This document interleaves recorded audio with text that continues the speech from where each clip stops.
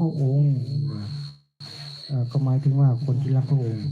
ก็จะเป็นชนชาติของพระองค์และพระเจ้าเองจะประทับอยู่กับเขาพระเจ้าจะทรงเช็ดน้ำตาทุกหยดจากตาของเขา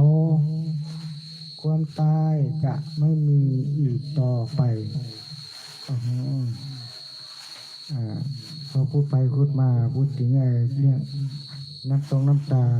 ตาก็ออกสีเป็นสิ่งออกมานิดหนึ่งนะครับรู้สึกว่าประทับใจเป็นอย่างยิ่งที่ได้รับฟังข้อความมาจากพระเจ้าครับพระเจ้าทรงรักพวกเราแม้แต่น้ำตาของเราอยู่ตรงมาก็พระเจ้ามาเช็ดน้ำตาให้แก่พวกเรานะครับพระทรงห่วงใยรักเรามากมายนะครับทุกหยดจากตาของเรา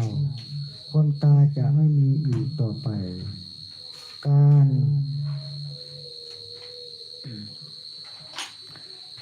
ข้ำควรการร้องไห้และการเจ็บ